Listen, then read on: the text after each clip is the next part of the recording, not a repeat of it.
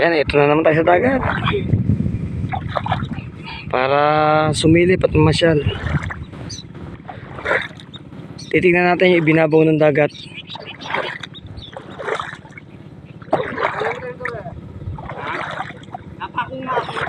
Yan, kasama natin si Kuya Bern, si Bernie, yan, at si Kuya Chris. Ayan.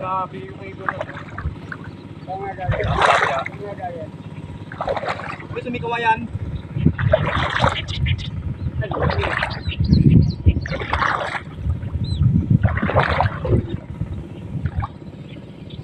Ayan po ang kulay ng kangkong ngayon, oh. Nagkukulay dilaw sa sobrang init ng panahon. Ayan, oh.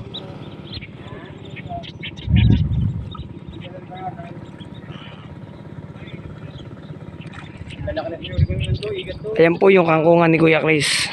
Ayan, nakabangka, may-ari yan. Dala ko, dala. Sino may-ari niyan? Sarap, umigat pala. Muna ako. Ha? Uwi muna ako. Oo.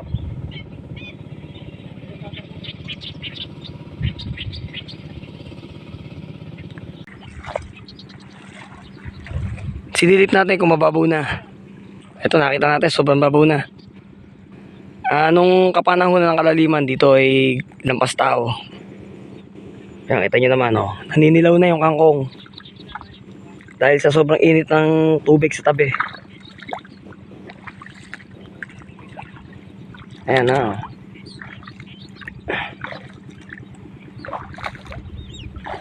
Pag naninilaw po yung kangkong, yung ibig sabihin niya ng hindi maganda yung tubig sa gilid. Mainit.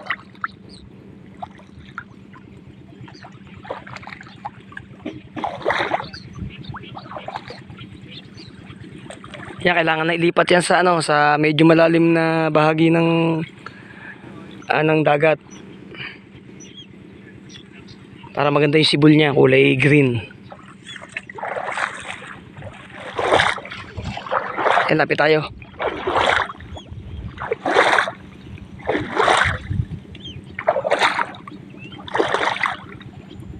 Nakita niyo naman, oh.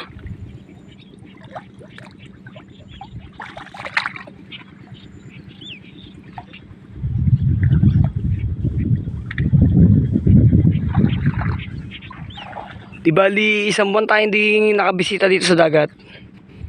Kasi tayo ay busy sa pagbabayad ng utang. Kaya di bali isang buwan, ngayon lang ulit tayo nakabalik. Ano? Tayo naman. Muli natin binisita itong dagat. Yan, laki ng binabaw.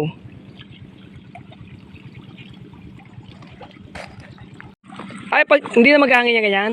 Ba't pag naghangin? Ah, ganun pala yun.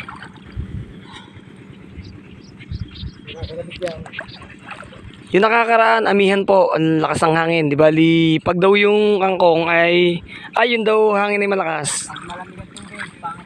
Pag malamig ang tubig, ang kangkong daw ay pangit. Ayan. Yun pala yun.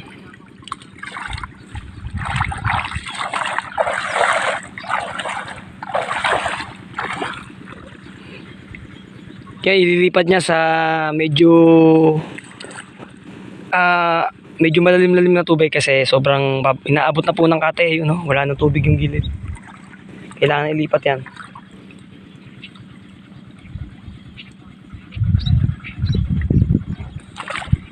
Kakabuan na yun, oh. Isda na, oh.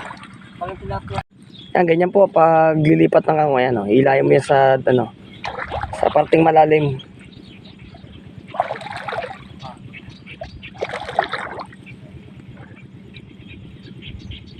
Kasi panahon na po ngayon ng tagbabaw. Sa amin na po kasi yan, no?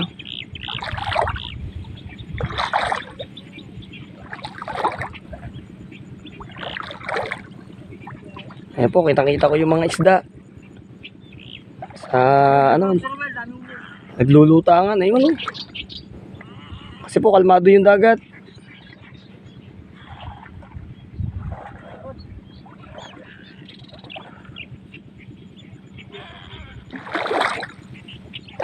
Lapit tayo doon, kulay dalaw yung ang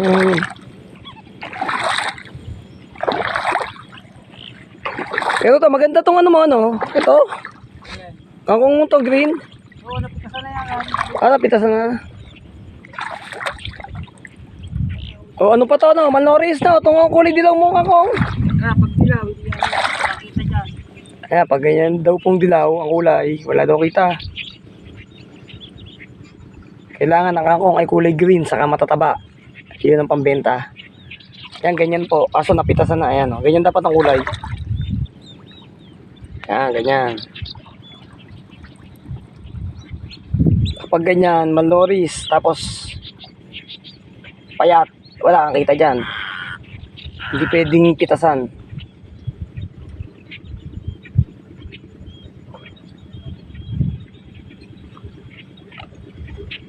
Ayan, di bali hanggang dito lang yung ating video. Salamat sa inyong panonood sa ating munting video. Sige po, ingat po kayo. Salamat po.